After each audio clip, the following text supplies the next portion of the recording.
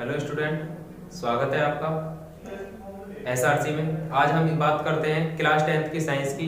इससे पहले हमने क्लास टेंथ साइंस के बेसिक की 2 वीडियोस हमने अपलोड कर दी हैं। आप हमारे चैनल पर जाकर के प्लेलिस्ट में देख सकते हैं, जो कि उनका लिंक मैंने डिस्क्रिप्शन बॉक्स में दे दिया है, आप उन्हें जाकर के देख सकते हैं। तो हम क्लास टेंथ की साइंस में भी हम केमिस्ट्री की शुरुआत करते हैं चैप्टर नंबर 1 से। लेकिन उससे पहले थोड़ा केमिस्ट्री का बेसिक की हमें जानकारी होना बहुत जरूरी है, जो कि साइंस आपने देख रहे सब्जेक्ट साइंस है और उसमें भी केमिस्ट्री की शुरुआत करेंगे क्लास टेंथ में। तो ठीक है, देखिए कि क्या होता है रसायन विज्ञान। तो कहते हैं कि विज्ञान की वह शाखा जिसके अंतर्गत हम पदार्थों के गुण, संगठन एवं उनकी संरचना के विषय में अध्ययन करते हैं, वो क्या कहलाती है? हमारी रसायन विज्ञान कहलाती है, जिसके पिता सर एंटोनियो लावोसिए हैं।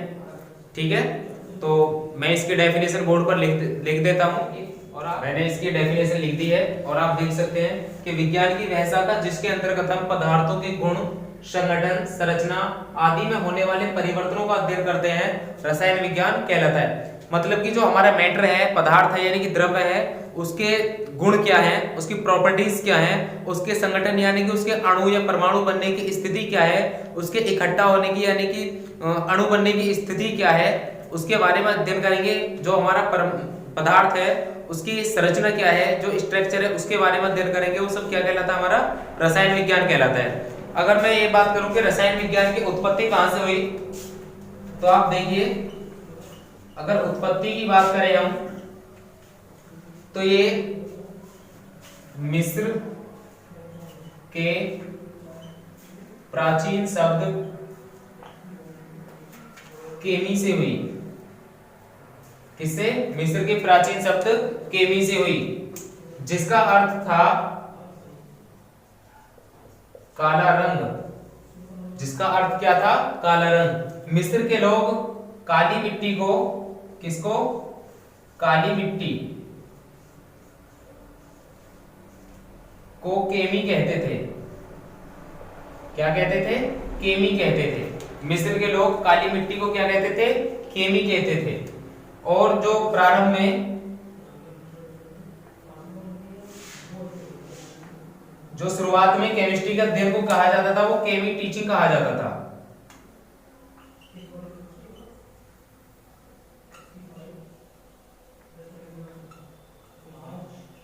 केमिस्ट्री के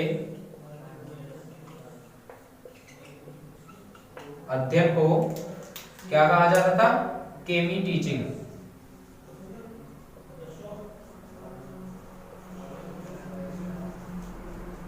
कहा जाता था।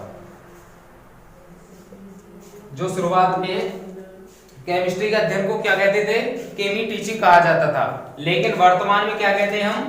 केमिस्ट्री। क्या कहते हैं? केमिस्ट्री। आप देख पा रहे होंगे। देखिए, आप कॉपी पेन निकाल लीजिए और नोट्स में इन्हें नोट करते रहिए, क्योंकि जब तक हम साइंस के बेसिक को कंप्लीट नहीं करेंगे उतने हम साइंस को अच्छे से नहीं पढ़ सकते।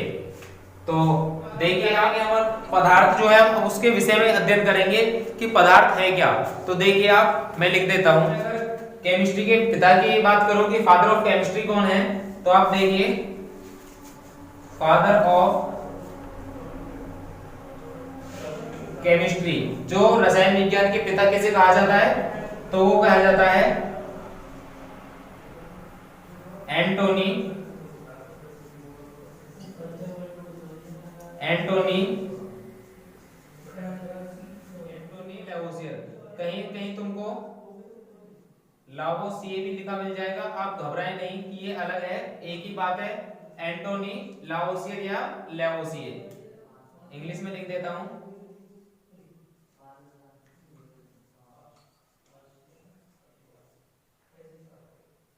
एंटोनी लावोसियर, जो कि कौन है? Father of chemistry. जो केमिस्ट्री के पिता है वो एंटोनियन लावोसियर को कहा जाता है। तो अब पदार्थ के विषय में अध्ययन करते हैं कि पदार्थ है क्या, जिसके विषय में बात करनी है। ठीक है, देखिए, तो आप देख सकते हैं पदार्थ की डेफिनेशन। जो पदार्थ को द्रव्य भी कहते हैं और इंग्लिश में इसे मैटर कहते हैं। तो ब्रह्मांड की कोई भी वस्तु, क्या, ब्रह्मांड की कोई भी वस्तु जो स्थान घेरती है, जिसमें द्रव्यमान होता है और जो अपनी संरचना में परिवर्तन का विरोध करती है, वो क्या कहलाती है, पदार्थ कहलाती है। दुनिया की कोई भी वस्तु हो पूरे ब्रह्मांड की, जो स्थान घेरे और जिसमें द्रव्यमान यानी कुछ वेट हो, उसमें वजन हो, यानी कि अपना मास हो उसमें, वो क्या कहलाएगी, हमारी पदार्थ कहलाएगी। जिस तरीके से आप हो, आप भी एक स्पेस को ग्रहण कर रहे हैं, कोई स्थान घेर रहे होंगे, और जो आपके हाथ में मोबाइल फोन या पीसी लैपटॉप जो भी है, वो क्या है कि वो भी वहां पर जहां पर रखा होगा वो अपना स्थान, क्या कहते हैं कि ब्रह्मांड की कोई भी वस्तु जो स्थान घेरती है, जिसमें द्रव्यमान यानी कि मास होता है और जो अपनी संरचना में परिवर्तन का विरोध करती है, पदार्थ यानी कि द्रव्य कहलाती है। द्रव्य और द्रव्य बेटा अंतर होता है, जो द्रव होता है उसे लिक्विड कहते हैं और द्रव्य को इंग्लिश में मैटर कहते हैं, कंफ्यूज मत हो जाना। जैसे अब देखते हैं कि एग्जांपल देखते हैं इसकी क्या है, लोहा, मेरे साथ में जल रही है ट्यूबलाइट,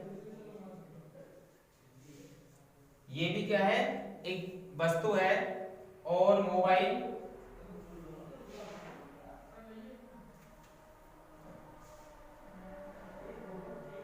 ठीक है, और जो मैं यूज कर रहा हूं मार्कर, ये भी क्या है, वस्तु है, पदार्थ है, ठीक है, कपड़ा, जल, वायु आदि। और भी अगर लिखने चाहो तो आप लिख सकते हो, जो सूर्य है, तारे, चंद्रमा, ये सब क्या है, सभी चीज ये क्या है, पदार्थ है बेटा, ठीक है, कि लोहा, ट्यूबलाइट, मोबाइल, कपड़ा, चार्जर, कुछ भी सही, ये सब क्या है, अपने आप में एक पदार्थ है। अब आप सोच रहे होंगे कुछ बच्चे की सर ये वायु क्या है, वायु कैसे पदार्थ है, वायु तो स्थान ही नहीं घेरती। वायु स्थान घेरती है बेटा। आप जब किसी बाइक में पंचर हो जाता है या आप कहीं दावत में जा रहे हो तो वहां पे क्या है कि अगर रास्ते में आपके गाड़ी में पंचर हो जाए तो क्या हो जाता है कि टायर बिल्कुल खाली हो जाता है और आपकी बाइक नहीं चल पाती है। लेकिन जैसे ही आप उसमें पंचर लगाने के बाद में, जो पंचर लगवाने के बाद में उसमें हवा भरते हैं तो क्या कर लेते हो, वो स्थान घेर लेते हो और तुम आराम से पहुंच जाते हो, बिल्कुल दावत में टाइम से पहुंच जाते हो, कोई दिक्कत नहीं है।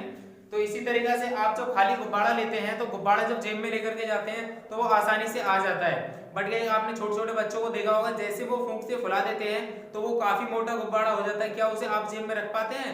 नहीं रख पाते। तो क्या आप देख पाते होंगे वहां पर कि वायु ने क्या स्थान घेर लिया, और जब वायु ने स्थान घेर लिया तो क्या है, वो भी पदार्थ है। उसमें अपना एक द्रव्यमान भी होता है, चाहे कुछ भी हो, थोड़ा बहुत क्यों ना हो, लेकिन उसमें अपना एक द्रव्यमान होता है। तो अब आप देख सकते हैं, साथ के साथ नोट करते रहें। आप नोट डाल करके एक चीज लिखें जो मैं आपको बोल रहा हूं। अब आपके दिमाग में एक कंफ्यूजन पैदा होगी भी और क्वेश्चन भी, मतलब क्वेश्चन मार्क बनेगा कि ये पदार्थ बनता किस चीज से है। क्या पदार्थ बनता किस चीज से? तो पदार्थ जो है अत्यंत सूक्ष्म कणों से मिलकर बने होते हैं। पदार्थ जो होते हैं वो अत्यंत सूक्ष्म कणों से मिलकर बने होते हैं, जिन्हें क्या कहते हैं, हम अणु कहते हैं। क्या कहते हैं? अणु, जिसे इंग्लिश में मॉलिक्यूल कहते हैं। जैसे हमारा पूरा मकान है, जो भी हमारा घर है, हाउस है, वो क्या है कि वो भी किसी चीज से मिलकर बना हुआ है। तो वो किस चीज से मिलकर बना हुआ है? मतलब कि ईंट जो होती है हमारी, जिन्हें ब्रिक कहते हैं इंग्लिश में, उनसे मिलकर के बना हुआ पूरा मकान है हमारा वो, ठीक है।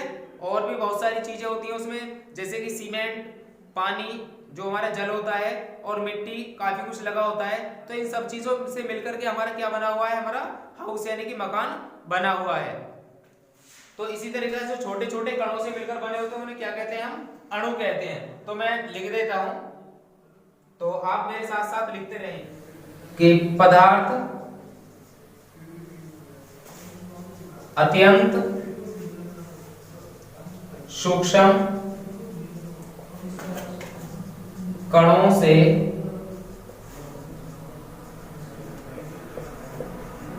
मिलकर बने होते हैं, जिन्हें अणु कहते हैं, जिन्हें अणु कहते हैं। तो आप ध्यान से देखते रहिए। अब बात आती है कि माना कि मेरे हाथ में मार्कर है, क्या है ये, मार्कर है। अब ये मार्कर किस चीज से मिलकर बना हुआ है? ये मार्कर किस चीज से मिलकर बना हुआ है? तो ये क्या है, एक प्रकार का ये अगर मैं आपको दिखाऊं तो ये क्या है, पदार्थ है। अब बात आएगी कि पदार्थ किस चीज से मिलकर बना हुआ है, तो पदार्थ बेटा अणु से मिलकर बने होते हैं। किससे?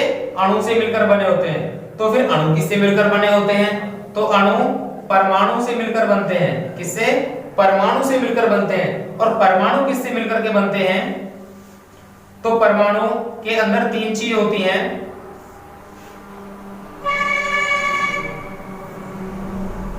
जिसे बोलते हैं इलेक्ट्रॉन। क्या बोलते हैं? इलेक्ट्रॉन, प्रोटॉन और न्यूट्रॉन। क्या? इलेक्ट्रॉन, प्रोटॉन और न्यूट्रॉन। जो इलेक्ट्रॉन होता है उस पर नेगेटिव चार्ज होता है, इसलिए इसे E- से दिखाते हैं। प्रोटॉन पर प्लस चार्ज होता है, इसे P+ से दिखाते हैं। और न्यूट्रॉन पर कोई चार्ज नहीं होता, ये उदासीन होता है, इसलिए इसे किससे दिखाते हैं, 0 से दिखाते हैं। तो आप रिवाइज मारें कि जो हमारे न्यूट्रॉन और इलेक्ट्रॉन, प्रोटॉन, न्यूट्रॉन है, इनसे मिलकर के क्या बनता है, हमारा पदार्थ बनता है, सॉरी परमाणु बनता है। परमाणु से मिलकर अणु बनते हैं, अणु से मिलकर कोई पदार्थ बनता है, जैसे कोई मार्कर या कोई भी वस्तु वो हो सकती है। तो अगर मैं बात करूं कि इलेक्ट्रॉन, प्रोटॉन और न्यूट्रॉन, इनकी खोज किसने करी थी? क्या? इलेक्ट्रॉन, प्रोटॉन, न्यूट्रॉन की खोज किसने करी थी? तो इलेक्ट्रॉन की जो खोज करी थी वो सर जे थॉमसन ने की थी। मैं हिंदी में लिख देता हूं, सर जे थॉमसन। और प्रोटॉन की खोज की बात करें तो प्रोटॉन की खोज रदरफोर्ड, किसने की थी? रदरफोर्ड ने की थी। और गोल्डस्टीन। क्या? गोल्डस्टीन। अगर मैं बात करूं कि न्यूट्रॉन की खोज की, तो न्यूट्रॉन की खोज किसने की थी? सर चैडविक ने। किसने? सर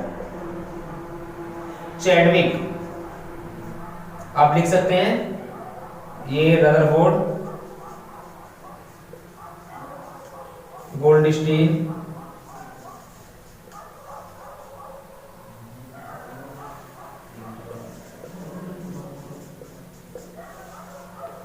और ये सर चैडविक।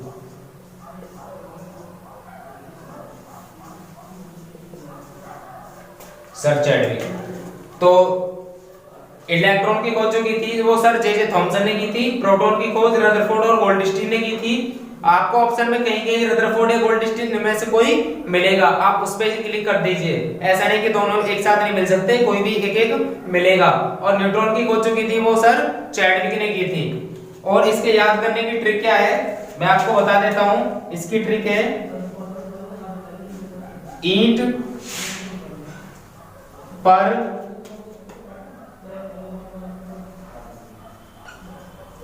गिरकर नाच। तो यहां पर E4 इलेक्ट्रॉन है और T4 थॉमसन। तो इलेक्ट्रॉन खोज थॉमसन ने की, P4 प्रोटॉन और R4 क्या है? रदरफोर्ड। क्या? रदरफोर्ड। और यहाँ के गिरने से मतलब है जी, यानी कि गोल्डस्टीन भी है। तो ये एक ही वाक्य है अपने आप में।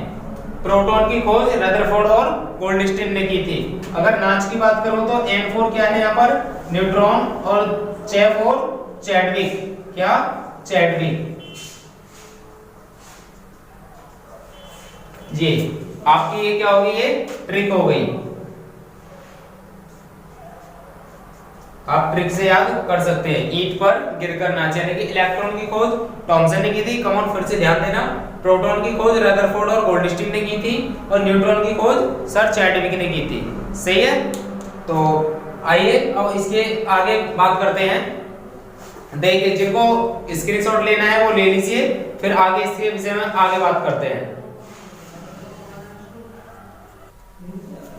तो स्टूडेंट, अब हम बात करते हैं कि परमाणु यानी कि एटम क्या होता है और अणु क्या होता है। तो सबसे पहले देख लें, अभी हमने देखा था कि जो हमारा पदार्थ होता है वो किससे मिलकर बना हुआ होता है, वो अणुओं से मिलकर बना होता है, और अणु परमाणु से मिलकर बना होता है, और परमाणु जो होता है वो इलेक्ट्रॉन, प्रोटॉन और न्यूट्रॉन से मिलकर के बना होता है। तो देख लेते हैं कि परमाणु क्या होता है। तो किसी भी तत्व का वह छोटे से छोटा कण जो किसी रासायनिक अभिक्रिया में तो भाग ले सकता है परंतु स्वतंत्र अवस्था में नहीं रह सकता, वो क्या कहलाता है, हमारा परमाणु कहलाता है। कि जो मतलब कि किसी भी रासायनिक अभिक्रिया में भाग ले परंतु वह स्वतंत्र अवस्था में नहीं रह सकता। जिस तरीका से हमारा हाइड्रोजन होता है, हाइड्रोजन और हाइड्रोजन मिलकर के क्या बना लेते हैं, वो अणु बना लेते हैं। हाइड्रोजन और हाइड्रोजन मिलकर के क्या बनाते हैं, एक अणु का निर्माण करते हैं। क्या करते हैं, अणु का निर्माण। तो ये हाइड्रोजन और ये हाइड्रोजन क्या है, ये हाइड्रोजन के परमाणु हैं।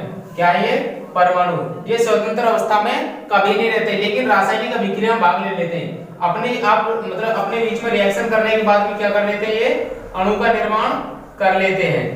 क्या, अणु का निर्माण कर लेते हैं। तो वो क्या कहलाते हैं, हमारा परमाणु कहलाते हैं। ये परमाणु है जो हाइड्रोजन और हाइड्रोजन के दो परमाणु मिलकर के हाइड्रोजन गैस का एक अणु का निर्माण करते हैं। ये स्वतंत्र अवस्था में नहीं रहते, ये स्वतंत्र अवस्था में नहीं रहते, लेकिन रासायनिक अभिक्रिया में जो मतलब कि भाग या हिस्सा ले लेते हैं, वो क्या कहलाते हैं, हमारे परमाणु कहलाते हैं। अब बात करूं मैं अणु की, जिसको इंग्लिश में मॉलिक्यूल कहते हैं। तो तत्व तथा यौगिक का वह छोटे से छोटा कण, तत्व तथा यौगिक का वह छोटे से छोटा कण स्वतंत्र अवस्था में रह सकता है। तो वह छोटे से छोटा कण है, सॉरी आज के छोटा से छोटा कर लेना, छोटा से छोटा, छोटा से छोटा कण जो स्वतंत्र अवस्था में रह सकता है। कि जिस तरीके से आप जल को देखते होंगे, जो जल है उसका सूत्र होता है H2O। तो ये क्या है कि ये स्वतंत्र अवस्था में रह सकता है। ऐसा तो नहीं कि इसको बाउंड्री से नहीं, कि हमें फ्री स्टेट में नहीं मिल सकता। ये कहीं भी आप पीते भी हैं, आपके पेट के अंदर भी स्वतंत्र अवस्था में, बाहर भी, नल में भी, और ट्यूबवेल, तालाब, हर जगह आपके बर्तन में भी क्या होता है, ये स्वतंत्र अवस्था में रह सकता है। इसी तरीके से आप देखते होंगे नमक, क्या, नमक, जिसका सूत्र होता है NaCl, सोडियम क्लोराइड। ये भी आप देख पाते होंगे घर में स्वतंत्र अवस्था में रहता है। तो ये क्या है, ये नमक का अणु है और ये जल का अणु है। तो अणु जो होते हैं वो स्वतंत्र अवस्था में रह सकते हैं, लेकिन जो परमाणु है वो स्वतंत्र अवस्था में नहीं रह सकते। ये रासायनिक अभिक्रिया में भी भाग ले सकते हैं। जो हमारे एटम होते हैं, जो मॉलिक्यूल होते हैं, वो रासायनिक अभिक्रिया में भी भाग ले सकते हैं और ये स्वतंत्र अवस्था में भी रह सकते हैं। तो आप देख पा रहे हैं कि आप कोई भी मतलब कि चौक ले लीजिए और चौक को इतना बारीक तोड़ते जाइए, तोड़ते जाइए, तोड़ते जाइए कि आपके हाथ में बिल्कुल पाउडर बचेगा, और पाउडर को झाड़ने के बाद भी आपका जो अंगुली होगी वो क्या होगी, सफेद होगी।